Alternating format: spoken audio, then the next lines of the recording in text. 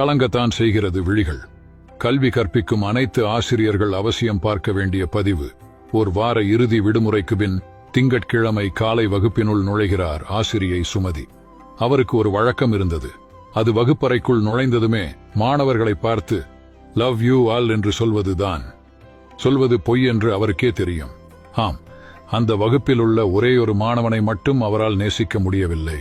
ஒழுங்காய் உடுத்தாத, எதிலுமே ஒழுங்காய் இல்லாமல் சுட்டிக்காட்டுவதற்கு எந்த ஒரு சிறப்புத் தன்மையும் இல்லாத டெடி என்கிற தியோடர். அவனிடம் மட்டும் ஆசிரியை சுமதி நடந்து கொள்ளும் விதம் வித்தியாசமானது.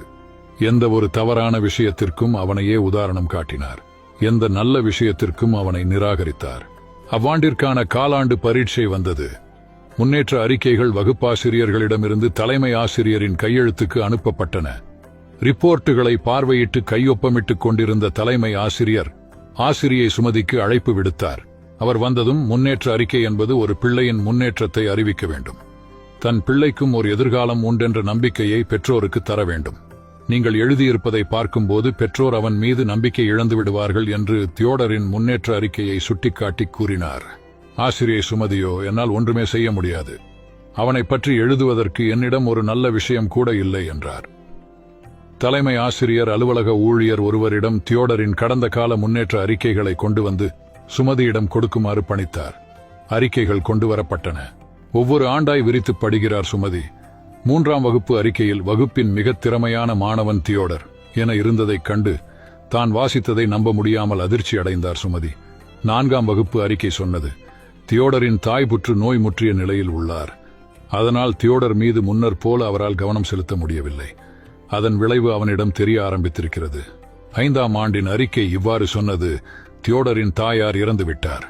அவன் மேல் அக்கறை காட்டும் உறவு தேவைப்படுகிறது. இல்லையேல் நாம் அந்த குழந்தையை இழந்து விடுவோம்.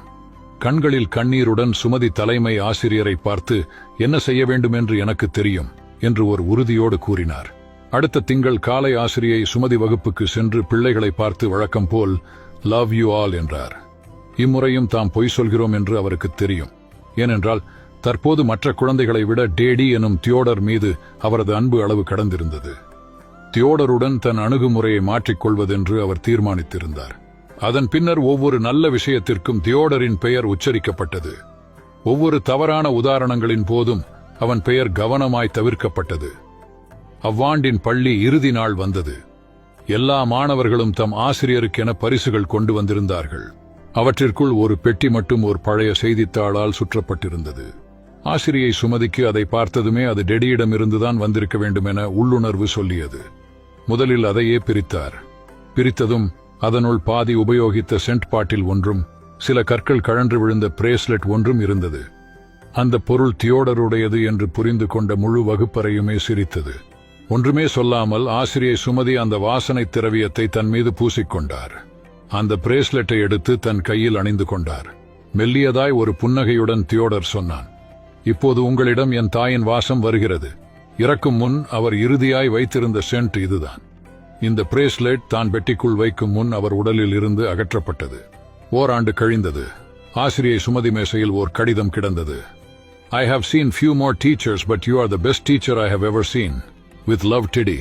ஒவ்வொரு ஆண்டு இறுதியிலும் ஒரு கடிதம் கிடைத்தது. அதே வரிகளுடன், I have seen few more teachers, but you are the best teacher I have ever seen. With love, Teddy. ஆண்டுகள் பல வேகமாய் உருண்டன. அவர்களுக்கிடையேயான தொடர்பு எப்படியோ அருந்து போனது. ஆசிரியை சுமதி ஓய்வு பெற்றிருந்தார். பல ஆண்டுகளின் பின்னர் அவருக்கு ஒரு கடிதம் வந்து சேர்ந்தது. கடிதம் doctor தியோடரிடமிருந்து. Mrs. Sumathi, I have seen many more people in my life. You are the best teacher I have ever seen. Now I am going to get married. I cannot dream of my marriage without your presence. I am your doctor. Theodore. அத்துடன் போய் வர விமான டிக்கெட்டுகளும் இணைக்கப்பட்டிருந்தன. ஆசிரியை சுமதிக்கு இருப்பு கொள்ளவில்லை. அவரிடம் அந்த send பாட்டில் தற்போது இல்லை. பிரேஸ்லெட் பாதுகாப்பாய் இருந்தது. அதை அணிந்து கொண்டு திருமணத்திற்கு புறப்பட்டார்.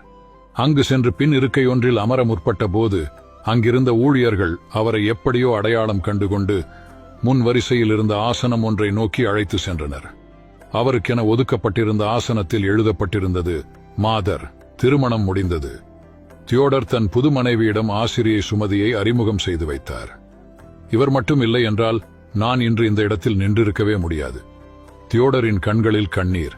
ஆசிரியை சுமதி பெண்ணை பார்த்து சொன்னார், டேடி, இல்லை என்றால் ஒரு ஆசிரியர் தன் மாணவர்களுக்கு முதலில் ஒரு தாயாய் இருக்க வேண்டும் என்பதை நான் அறிந்திருக்கவே முடியாது. இக்கதையை படித்த மரியாதைக்குரிய ஆசிரியர்களே, உங்கள் வகுப்பிலும் ஒரு டேடி இருக்கிறான். உங்கள் உதவிக்காக காத்துக் கொண்டிருக்கிறான். உங்களாலும் அந்த ஆசிரியை சுமதியாக இருக்க முடியும். இனி அடுத்த நாள் காலை வகுப்பறைக்குள் நுழையும் போது ஒரு ஆசிரியராய் இல்லாமல் தாயாய், தந்தையாய் நுழைந்து பாருங்கள். உங்களால் ஒரு பிள்ளையின் வாழ்க்கையில் நல்லதோர் திருப்பு முனையாய் இருக்க முடியும். எல்லா ஆசிரியர்களுக்கு சமர்ப்பணம். அனைவருக்கும் பகிருங்கள். இதுபோல பதிவுகளுக்கு ஜே ஹெல்த் பக்கத்தை ஃபாலோ செய்யுங்கள். நன்றி.